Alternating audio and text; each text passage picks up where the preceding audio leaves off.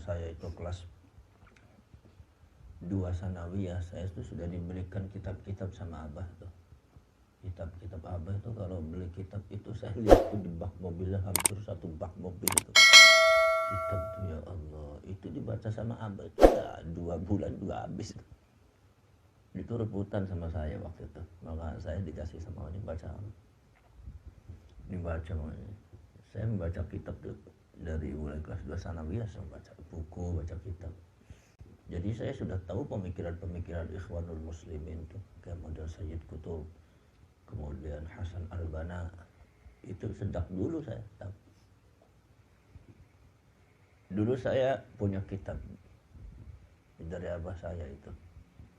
Yaitu adalah karya imam, yaitu Syekh Al-Alim Al-Allamah Al-Adib, yang itu adalah Abul Hasan An-Nadli dari India itu.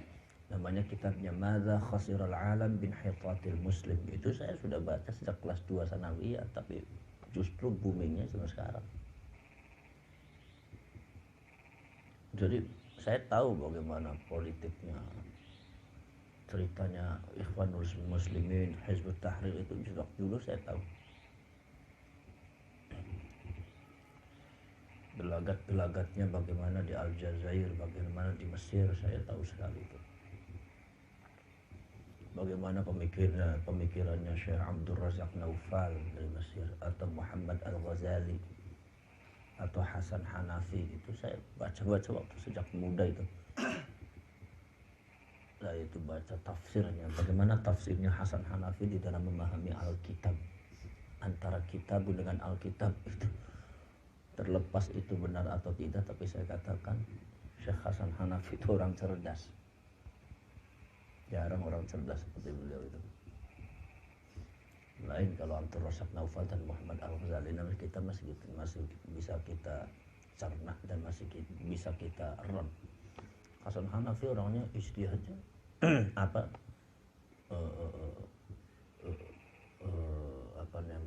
aktualisasi pemikirannya itu sangat luar biasa. Hasan Hanafi.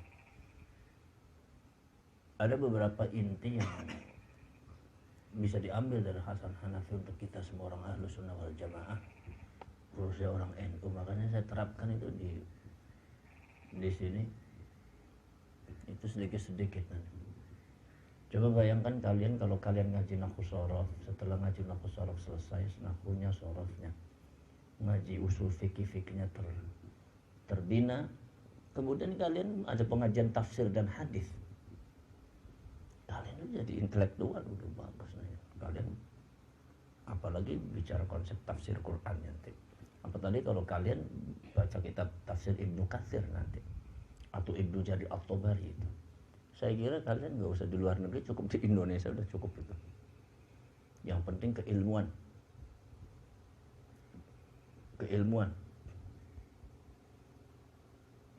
Contoh Gus Baha itu orangnya nggak punya titel tapi alim, orang alim itu.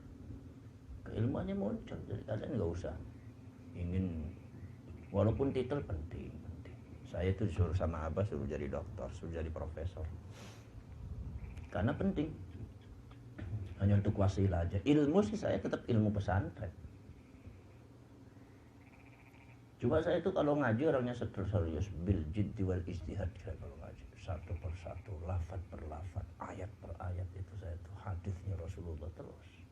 Saya nggak mau jadi orang lain. Saya adalah saya yang mencintai ilmu, mencintai konteks-konteks keilmuan saya. Maka saya kemana-mana kalau seandainya di mobil pergi mana pasti bawa buku saya.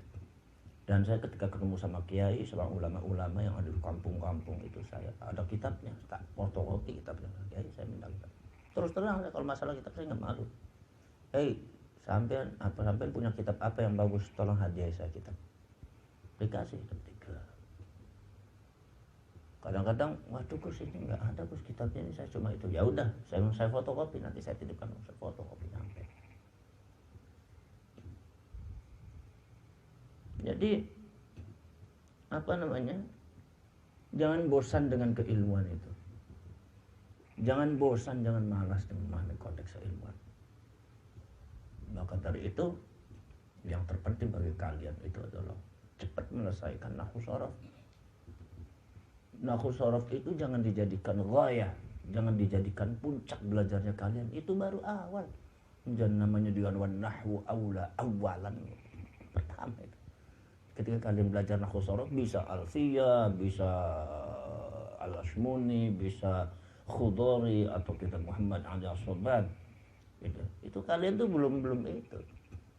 Belum mencapai ke tingkat keilmuan yang sebenarnya, yaitu diantaranya adalah hadis, usul hadis, tafsir, usul tafsir, kemudian juga fikih, usul fikih dan tarikh sejarah. Apalagi nanti dibahas tarikh sejarah itu udah kalau udah begitu intelektual itu. Saya berani tanding jebolan sini dengan jebolan perguruan tinggi Islam. Kalau kalian tuh memahami konteks berupa pesantren, walaupun pesantren itu tidak afiliasinya ke pemerintah secara manajemen pendidikan, tapi insya Allah lebih bagus seperti.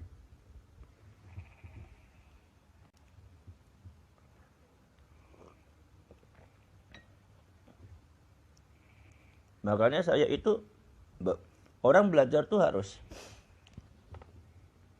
banyak pengalaman ngaji. Dan kalian itu harus semangat untuk nembel. Saya dulu kalau nembel itu, ya Allah, sampai pagi saya nembel tuh. Yang ketinggalan itu. Itu nembel kitab muhadzab kalau saya ada ketinggalan gara ngantuk apa, nembel sama saya. Maknanya. Makanya muhadzab itu saya punya sanadnya. Saya punya sanad dari musannifnya, saya murid ke-28. Dan ada sanad saya ngaji muhadzab. Jadi nembel itu sangat penting sekali. Keilmuan Islam itu enggak sembarang ada sanadnya. Makanya ketika sanadnya nyambung, ditempelkan kepada kalian nyetrum. Ketika kalian nyetrum nyala, otak kalian nyala, hati kalian nyala, futuh kalian terbuka. Kenapa saya itu selalu pegang sanad? Kenapa? Karena supaya kaliannya pintar. Kalau seumpama saya ngaji tanpa sanad, kalian nggak pintar-pintar nanti. Biar sayanya dikata dokter, biar sayanya dikata pintar, bisa ini, tapi ketika saya ngaji, transfer keilmuannya tidak benar, tidak ala manhajil ulama, wah udah itu. Kalian kan bakal jadi orang pintar, yang ada itu dolal nanti, sesat nanti. Pikirnya kalian macam-macam. Banyaknya zaman sekarang pemikirannya seperti itu.